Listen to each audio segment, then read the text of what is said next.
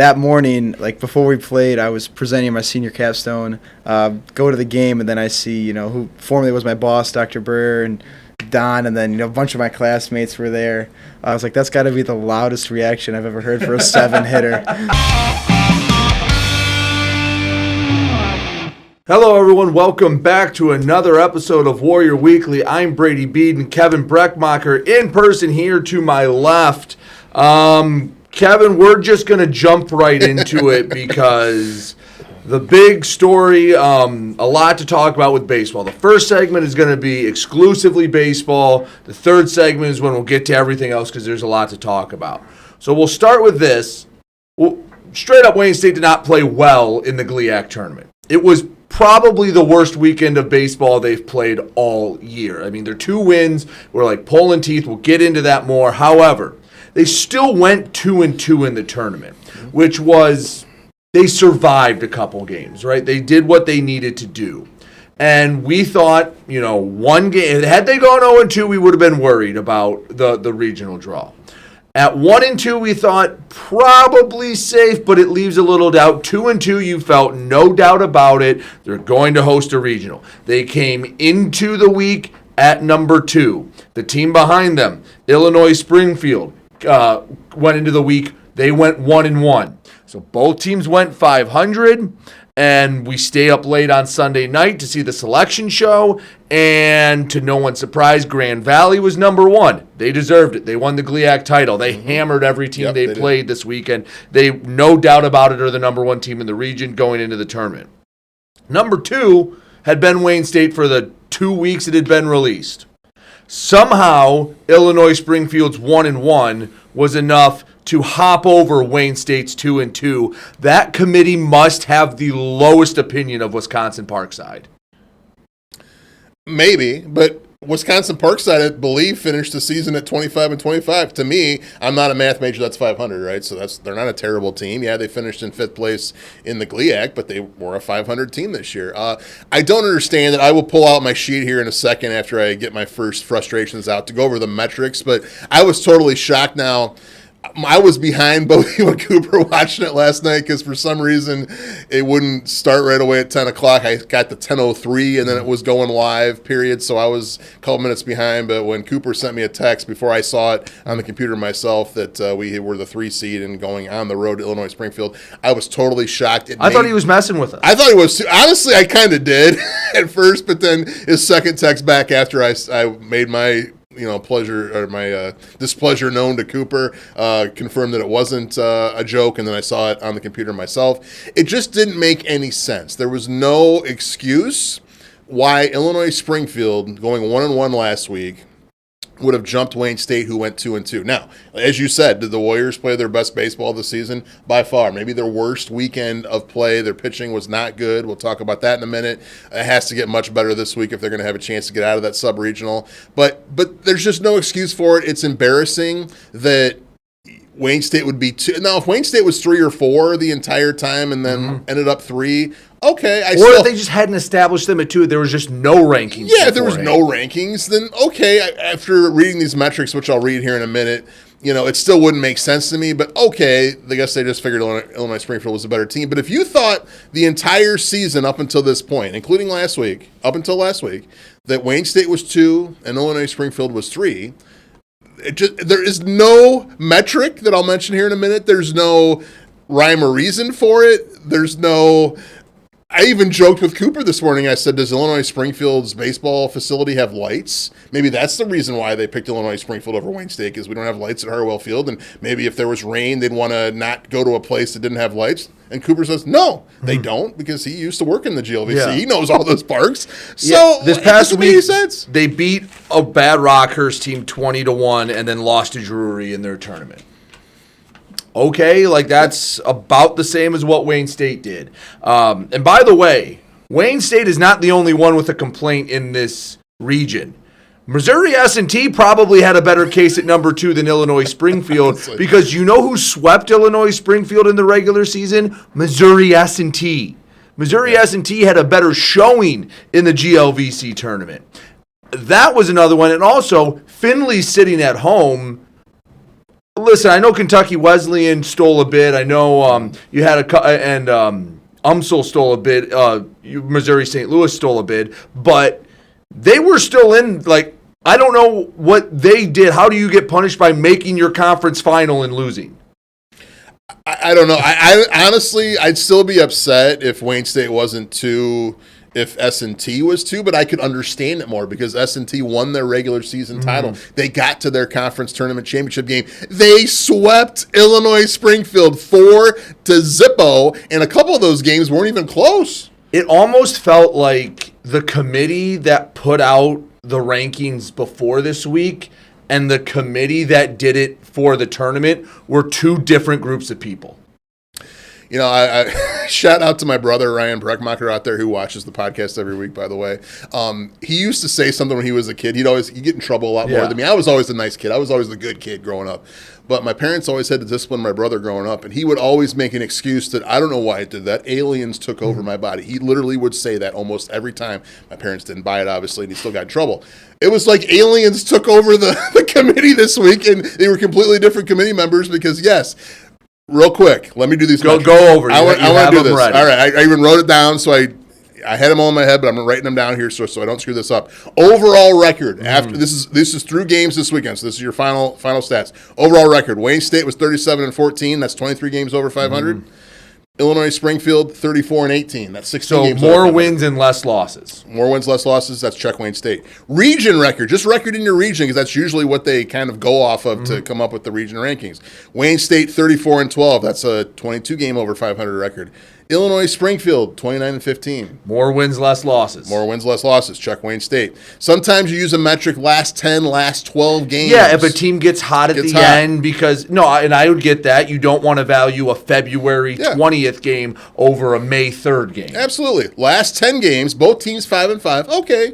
Even Steven there. If you go to last 12, which baseball sometimes does because you play more games, Wayne State 7-5, Illinois Springfield 6-6. So it's not like Illinois Springfield was this scorching hot team that had won 12 in a row and was charging for it and they're playing their best baseball and it's undeniable. No. They have been a 500 baseball team the last 2 weeks. They have. Fourth metric. I have 5. The fourth metric.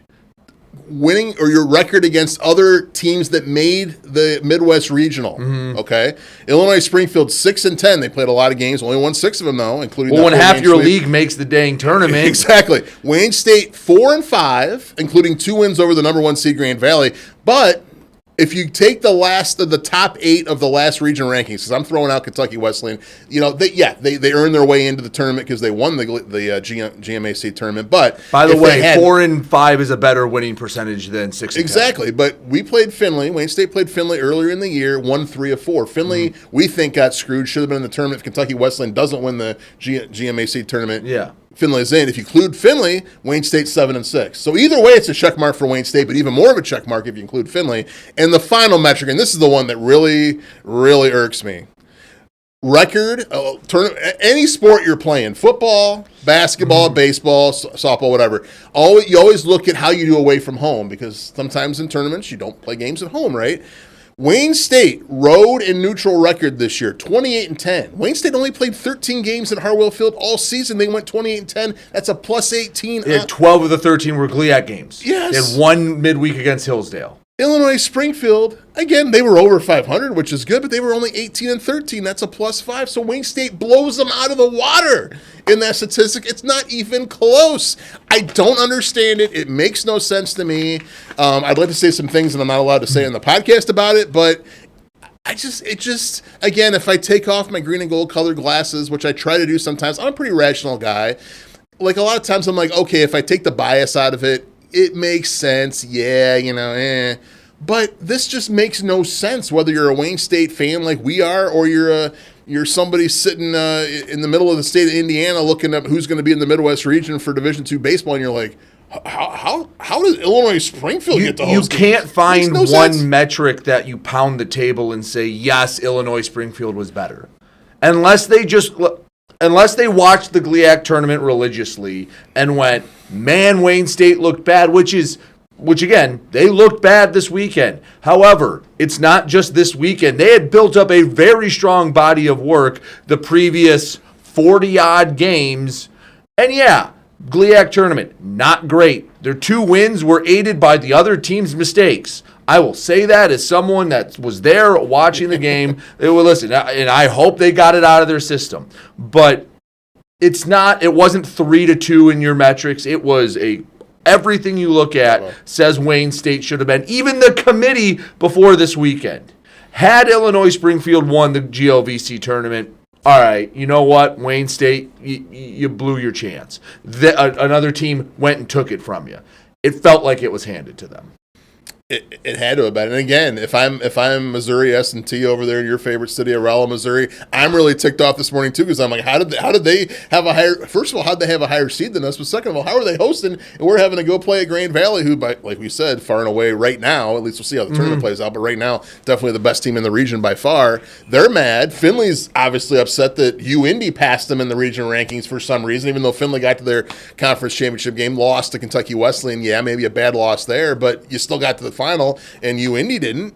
It was UMSL against S&T. So it just makes no sense unless there's just this inherent GLVC bias that we just don't know about. But I was baffled last night, and then once I kind of settled down last night, I was like, all right, let me go into these metrics here and look. Maybe I'm missing something. No, I wasn't missing anything. And UIndy beat Maryville and Drury, the 4 and 6 seed, and lost to the 2 top teams.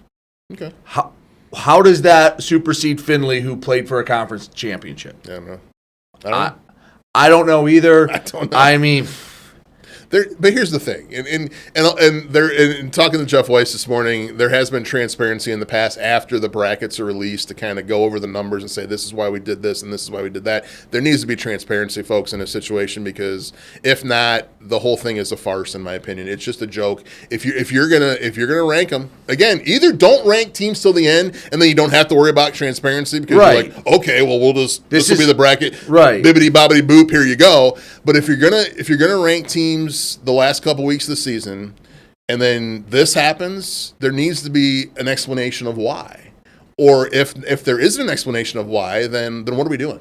And what are we doing? Also, selfishly, from the Wayne State perspective, it's not as if, let's say, Davenport or Saginaw Valley pass, and you go, okay, I'm going 2 hours down the road. I'm going an hour and a half up the road. We know how far that is. Yes. Springfield is not around the corner. That is a big difference between playing at home and going to the middle of Illinois.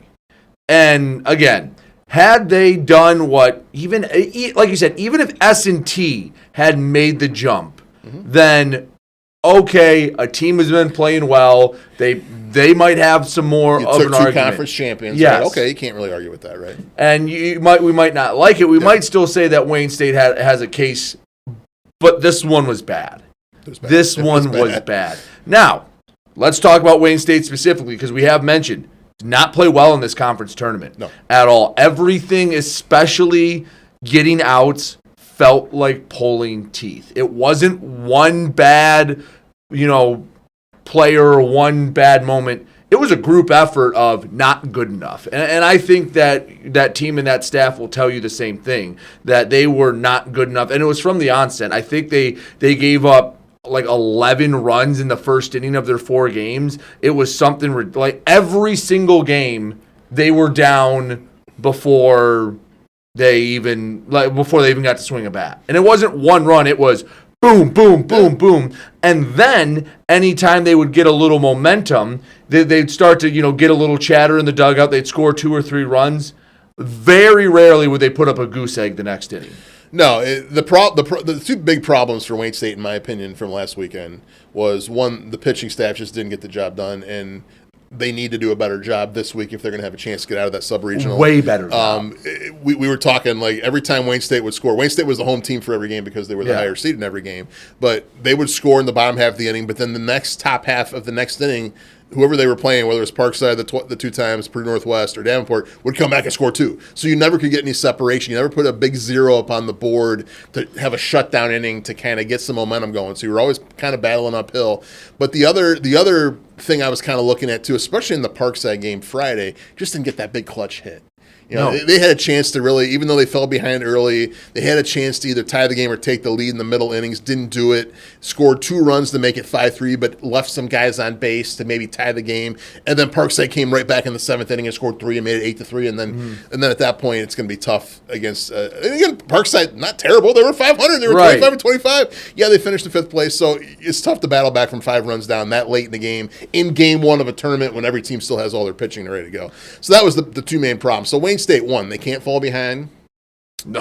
Against they're playing UMSL on Thursday. We don't know what time yet, but they're playing UMSL, who is hot. They won the GLVC tournament last weekend. You can't fall behind early, and you got to find a way to get the clutch hits. And I suspect they will, because at times this year you're not 37-14 for nothing. You've gotten clutch hits this year, so it was just a bad weekend. Sometimes you have that. I don't know. Hey, Illinois Springfield, they're getting the host, and they had a bad weekend. They got swept 4-0 to Missouri S&T. So right. Sometimes you have bad I don't know if it was the ballpark. I don't know what it was, but it just never felt like they were the team we had saw for the past 2 months. And even when things went well in the Purdue Northwest game, the big inning happened because the second baseman just threw it 5 feet wide of first base. Yeah. And that cleared the bases. And then to their credit, next at bat, bang, or 2 batters later, home run. Ty Garza. Yeah, from Ty Garza in that one to make it a 7-run inning, which is great, but it was kind of like, oh, well, it's not that we strung 8 hits together. It was an error, and then we took advantage of it, and they held on. Even the win against Parkside to get to the losers bracket final, they had bases loaded, no one out, and it's a ground ball right back to the pitcher, and it looks like a tailor-made 1-2-3 double play, and the catcher just airmails it. Yeah. And even that, they were excited, but it was kind of like, yeah, we won, but that's a pretty anticlimactic way to win. Now, all that said, it's behind them.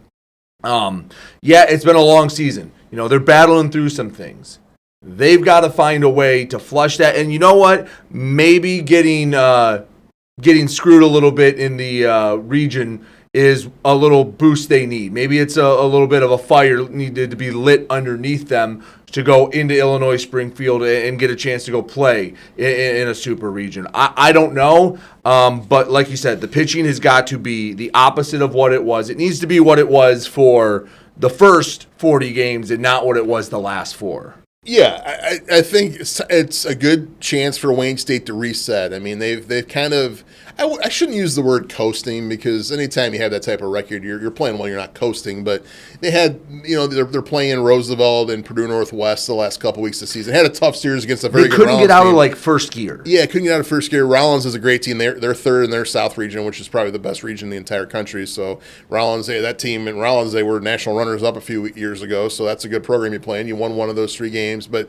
then you played Parkside twice and Purdue Northwest once, and Davenport when all your pitching was pretty much burnt out in the last game on Saturday. So it's time to reset things a little bit.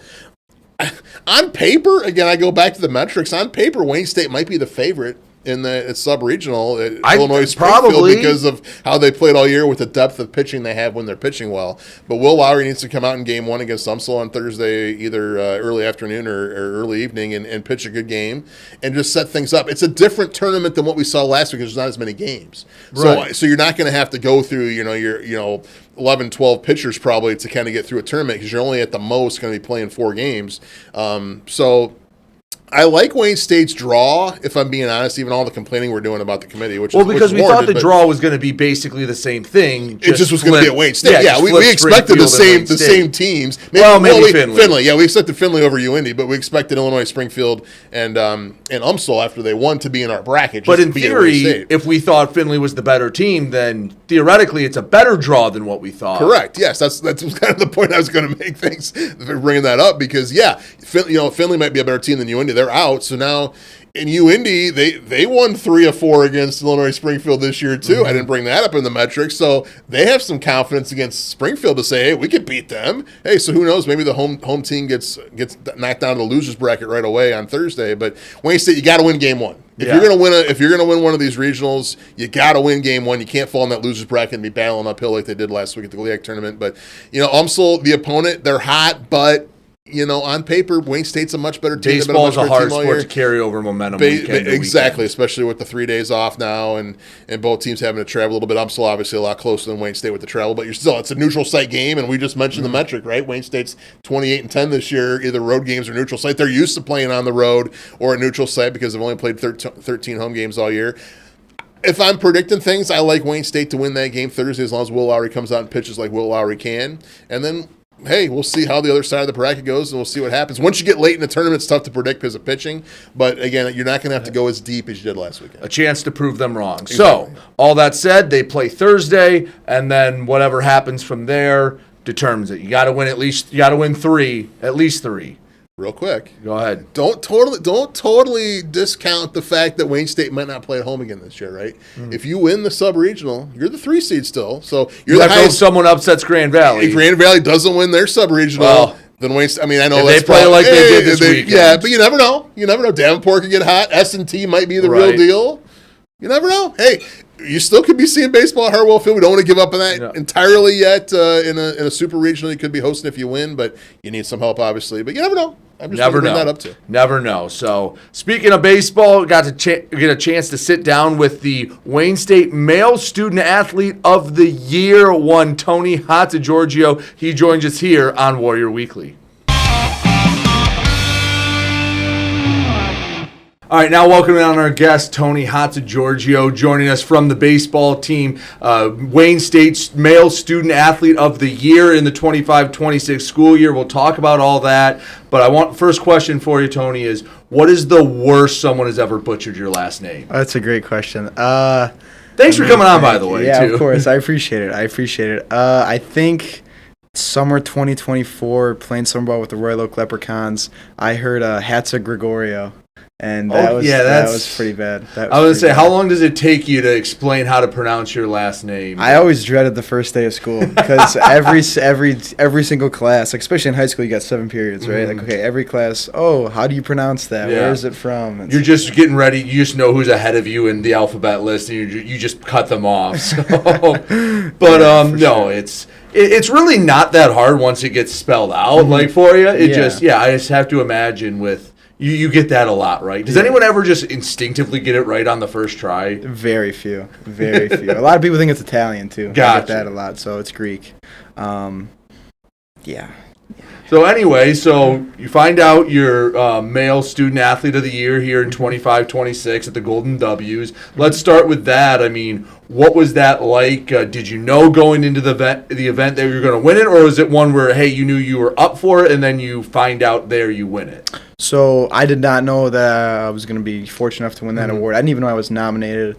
So it came as a really big surprise. I think it was really cool to see kind of the pillars that they kind of assess like the candidates on in terms of community service, coaches' recommendations, all that stuff. But no, it was a really big honor, especially the guys who have won it before, right? Like Cedric from men's tennis has been like that guy's an animal on the court, and especially being able to share the Duchesne facility with him, like you see him in there all the time, like he's working so hard, and especially like even backtrack it a little bit to see Hunter Brown won that award years ago, right? Like that's it was a really big surprise, a really big honor.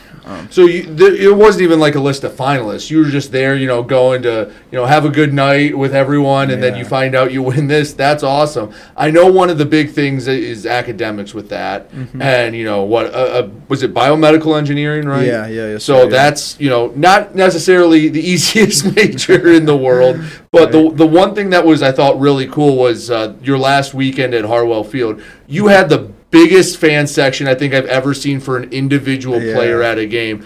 Tell us the backstory about that and how that came about. So I was very fortunate enough. Last summer, I did research through the bioengineering department with Dr. Cynthia Burr, and my lab manager was Don Sherman. And I had a lot of coworkers. There's PhD students, master's students, undergrad students in the department that I worked with. So that Friday, they all came out. It was actually the senior capstones for all the engineers. So that morning, like before we played, I was presenting my senior capstone, our design project, and then go to the game, and then I see, who formerly was my boss, Dr. Burr, and Don, and then a bunch of my classmates were there. I made the joke to somebody. I was like, "That's got to be the loudest reaction I've ever heard for a 7-hitter." They were allowed the whole game. Oh it my wasn't gosh. just one at bat, and they were there the whole time. No, they were really awesome, which I think is really cool. Like, I was actually talking to somebody today about it, like kind of like the things you like about Wayne State, right? And it's like, all right, like coming from home, like, go to high school, like your teachers know who you are. Like, they're like, hey, good luck today at your game, right? Like, how'd it go yesterday and stuff like that. And I think Wayne State is a school where it's like you have a more personable connection, right? Like with like who you work with, your professors and stuff. So I think that was kind of like a cool reflection of our university, like how like tight knit everybody is in a sense, right? Like, and yeah, I'm so grateful. Like, Dr. Burr, if you're watching this, thank you so much for rallying the troops out for that, because that was pretty cool. A lot of people don't get that. No, and it was funny. You guys handled them that game. And the next day, I was talking to Coach Kelly. I'm like, you couldn't have taken Tony out. Like, he was getting some pinch hitters in there. He made sure you stayed in there for every at-bat in that game. Yeah. Well, thank God the hits came that right. Day, right? Like, you showed up for the fan base. Thank God. So you mentioned you presented your capstone. What was that on? Not that I'll probably understand it, but what was it on? Oh, cool enough. It was actually a device we kind of came about for like Tommy John rehab. Okay. So we were looking at kind of like injuries prevalent in baseball, and obviously TJ is a big one, right? Right. And talking to some guys on the team who've had it, like they were really helpful with us. And they were kind of saying like, a lot of times it's more of like a physical therapy based rehab and not looking at mechanics as much. So we were kind of thinking like, all right, what if we could, try to make something that kind of help out mechanics, get guys in safer positions, reduce the stress on the elbow. So that's kind of what we did. And That's awesome. So is that what you want to do with your degree? Is that what you want to go into with life after baseball? No, I'm hoping to get a master's in injury biomechanics or biomechanical engineering with a specialty injury biomechanics, and do a lot of crash testing, like car crash testing. Oh, okay. So we've got the sled, like for sled car crash tests in the bioengineering department. So that's kind of what my research will be this summer, and then hopefully find a full-time job somewhere. So being a student athlete in general is tough. If you've done it, the schedule you have to do. But being in, some of the engineering friends I've had and have heard about, is it tough balancing that with such, high, I guess, where you have to put a lot of thought and effort into it, like it's such a tough degree. What has that been like for you, finding the balance between that and baseball, especially in the spring when, you're playing 4 days a week, and it's a, Coach Kelly demands a lot of you, but also engineering demands a lot of you. Yeah. Oh, it's definitely been a lot. I think there's definitely been some late nights, right? Like as any college student. I think like Coach Kelly does a really good job of kind of getting us the schedule for the week in advance, right? So you can kind of get a sense of like, all right, like this is going to be a big homework night, like it's an off day. But on the same token, like I've been really fortunate. Like I told a story last year to somebody, like I remember my freshman year playing at Grand Valley, and it was like 7 a.m. on a Saturday, and I was like a physics TA was nice enough to meet with me before we played a doubleheader because like I was struggling in a class. So I think, like to your point, it's very tough for any student athlete, right? And you got to kind of be on top of your stuff, but also I've been fortunate enough to have TAs and professors who have been more willing to work with me, which kind of really made it possible to get through. And the other thing is with Coach Kelly, when I brought that up to him about, hey, you didn't take him out, he kind of lit up and he was proud of, the work you've done, and he was about the bio medical engineering stuff and just about. It's very quick when you talk to him. You understand, like, baseball is important, but everything else is big important too. How much of that is permeated through the culture, not just yourself, but the entire team and the program? Oh, it's huge. He has a huge impact. I remember my freshman year, someone telling me, like, he's a great baseball coach, but he's going to help you become a man and, like, learn how to handle your business. And I think the way he does that is kind of teaching you how to handle the adversity, like, in the game of baseball, and kind of trying to be a man about it, and how those same traits and habits can carry over to life. Kind of like, communicating about stuff, like, you've got an exam coming up, or, like, even this podcast. Like, Coach, I'm doing this, it might be a little late to practice. But also, like, if you're going through tough times, like, I've been in his office a couple times, like, Coach, I'm struggling in a class. Like, I'm going to try to go get a tutor, meet with a TA. and he's just really big on being upfront about your stuff and, not waiting till the last minute, like kind of being proactive about everything. And, I think it's really important, like if he's teaching us that stuff now, like it's going to carry over. Right. To your point. Right, 100%. So obviously a big relationship with him and your teammates. I do have to ask, is there a longer combination of names on the corners than when you and Bennett are on first and third? Because between Hitzelberger and Hatzigeorgiou, it's the biggest mouthful of a put out I think I have ever. Yeah, no, I don't think it gets much longer than that. I mean, we had Zimmerman behind the dish my freshman year, and Velasquez isn't the easiest it's one. Longer, but I mean, I think it's pretty long. Yeah. But when Bennett's at first, how nice is it? Because sometimes it feels like he's a vacuum over there. He is. No. That if maybe not the best throw, and he makes it look routine with a pick over at first. Yeah. He gets a lot of credit as he deserves for his bat and stealing bags too and everything he can do on the offensive side, but he's so good at first base, right? You put him anywhere, even in the outfield, he's made some really good catches. So yeah, it's to have him at first base is just like it's a big confidence booster for sure. And he's been a part of the group, you kind of came in with after that, 2023 group, like the COVID 60-year seniors came through. Right. Incredibly talented team, but there was kind of the reset, and your group came in, right, where you guys, Bennett, Drew, and some others played as freshmen and sophomores, and kind of had to take some lumps and learn on the job. What has it been like over the last 2 to 3 years, coming in, you're all young and bright-eyed, and now you're all the veterans of the team? Yeah, it's really weird, because you can kind of like go around campus and I remember my first day on the field, my first day in Duchesne, all that stuff. It's just crazy how fast it all goes. But if you're kind of working hard the whole time and trying to do what you can to help the team, the experience plays. Experience is so valuable. So, it's weird to kind of have guys asking you for advice. Yeah, right. You're I've been you don't feel like there's never the moment where you're like, oh, I'm an adult now. Yeah. Or I'm the veteran now. It's just kind of you look around and you're like, oh, I guess I am the old guy here. Right. Yeah. Even you meet the freshmen, the transfers at the start of the year, and they're like, oh, what year are you? And it's like, I'm a senior. It's like, oh man, am I really a senior already? Holy crap. So, yeah. So, going into this final year, you've obviously had a very nice season. You're going to the regional this weekend. What's it like preparing for a regional? It's a pretty special thing. I know the program's been there more often than not, but still taking it at what it can mean and the importance of it. What's it like getting ready for postseason ball? It's so exciting. It's so exciting because this is what you come to college baseball for, right? You come to compete and win and go far into the playoffs, so it's really exciting. And I think it's really especially not doing as well as we want in the tournament, it's really motivating for guys we can go in and make our names known really well. So how hard is it in a tournament format where you get used to the rhythm of the GLIAC play, right? We got one Friday, 2 Saturday, 1 Sunday, and you kind of get into the groove. Yeah. Tournament, you really don't know. If you lose that first game, you're going to turn around and you're going to be playing a lot of baseball like you did in the GLIAC tournament. If you win, you kind of have the one a day. What's the mentality like preparing? Is it just, hey, first game, we'll play this, and then we'll figure out what we need 2-3 hours from now? Yeah, that's pretty much how it goes, right? You really want to win the first game, right? You put yourself, and it makes it easier on yourself for sure. Your back's not against the wall. But yeah, you kind of just got to go moment by moment and do what you can in that moment. Well, that's awesome. Well, Tony, I really appreciate it. I guess as we wind down, I know you said you want to find a career in crash testing and things like that. But is that where we're going to see Tony next, or what's the plans for the future? Yeah, that's looking like the plan. Yeah, I fortunate enough, Dr. Burr, like I mentioned before, allowed me to do research again in her lab. And like I said, hopefully get my master's within the next year. So it's looking like the plan for now. Well, that would be awesome. And again, congratulations on being the male student athlete of the year this year. That, like you said, it's pretty nice company you had there. Right. So that's awesome. Congratulations. Good luck. And I hope we're talking about Warrior baseball for the next few weeks now. Yeah, I hope so too.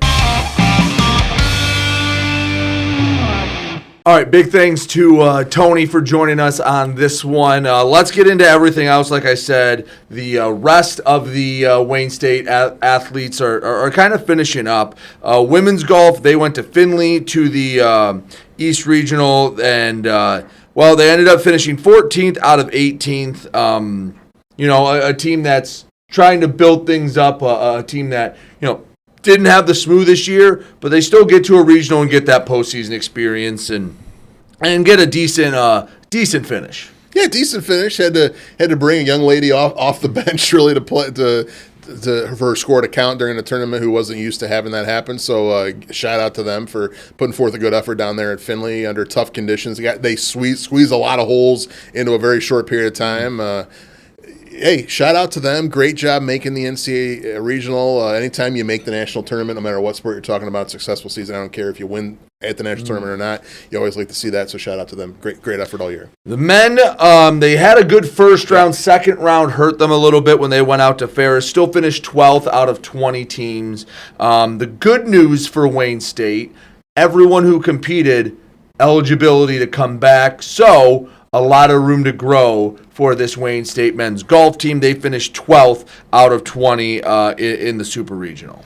Great finish, great first round at Ferris State. But I've noticed over the years, the longer you stay in Big Rapids, the tougher it is to kind of keep your head about yourself. I won't get into details on that, but I've been there over a couple days span before, and it's tough to get through Big Rapids for more than just one day. So just joking, obviously, there. But good job again making the national tournament. I think Coach Horn, with everybody coming back next year, will use this as a motivation because I know he wants to finish higher than 12th. 12th's definitely a good spot to finish. They had to bring somebody off the bench as well. But I think he's going to use that chip on the shoulder a little bit, say, hey, let's come out next year. Let's do even better. He wasn't happy with the way they performed in the conference tournament and maybe not really happy with the way they performed overall after that first day in the NCAA. So use a chip on your shoulder. Let's get back out next year and let's get farther.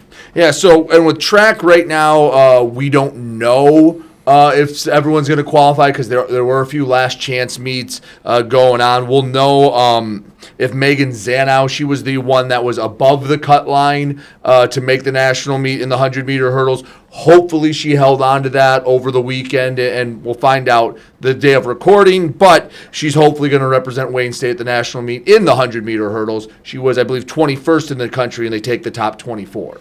Yeah, again, we've been talking about the track and field team all year. All these school records they're setting, and a great season they've had. Coach Loftall doing a great job with them, and it's been fun to watch them compete all year and then get those scores coming in and the times coming in. And can't wait because that program's on the extension too. Mm-hmm. And again, Jeff Weiss and Cooper and then Henry. Henry, who just graduated, got his master's degree, did a great job the last couple of years in the sports information department. He's over with tennis today, but they're going to have to finally update that record book here in a few weeks once the season's over, and because all the records that were set. But great job all season by those ladies in the track and field team. The bad news in tennis, the women didn't make the tournament, and this is the other one that Wayne State has a gripe with because it looked like they were going to. A lot of people were expecting them to and making plans as if they were going to, and then they find out they're not in. Did you ever get apply for a job before? You're young guys, maybe not, but apply for a job before and you leave the interview and they're like, "Oh yeah, you've definitely got it." And we just have to interview one more person, but we'll call you on Monday next week and let you know for sure, right? So okay, so then you get a call on Monday morning and say, "Hey, we want to offer you the job. Just have some more paperwork to finish and stuff." And you're like, "Oh, great." And then they call you the next day and they're like, "Oh, we went with somebody else." Sorry. Yeah.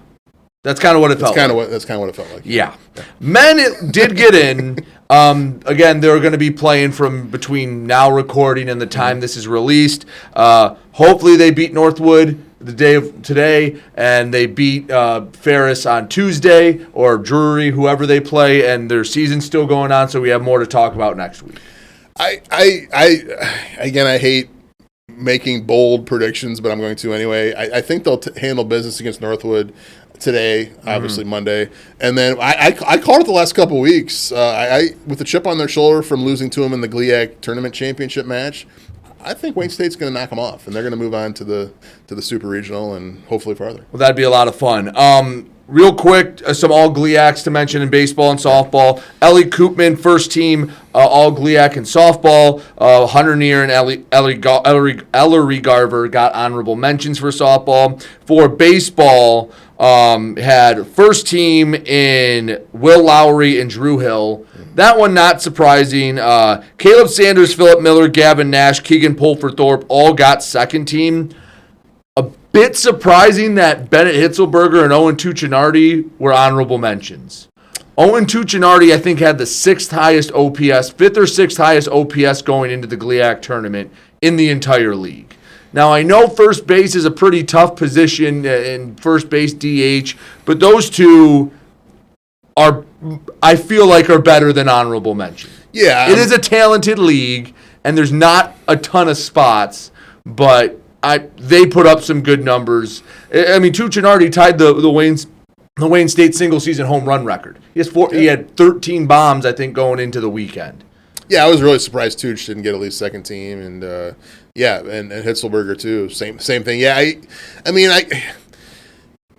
if we were to talk about the all GLIAC teams in any sport, we could spend the whole podcast just on that from my experiences over the last 10, 11 years, especially with basketball and how they choose players for that. So a lot of times with this, I will say this, a lot of times with the first team's usually pretty accurate no matter what sport you're talking about. With the second team and then the honorable mention, they have shown at times the league to be very equitable with getting other players on other teams that don't finish as well onto that second team, that take up some spots of maybe some of the better players, some of the better teams that up and down honorable mention.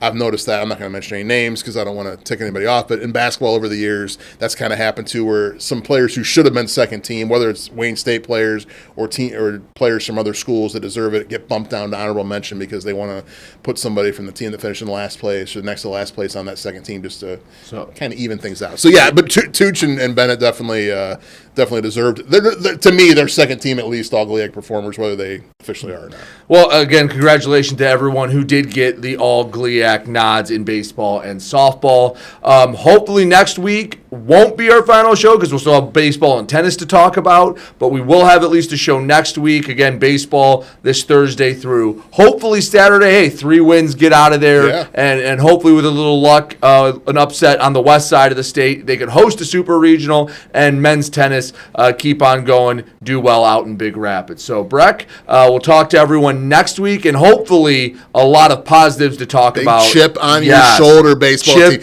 Carry a boulder on the bus all the way to Springfield. Boulder. Let's get it done. Hopefully a few more games at Tom Adams. Thank you all for watching. We'll talk to you next week here on Warrior Weekly.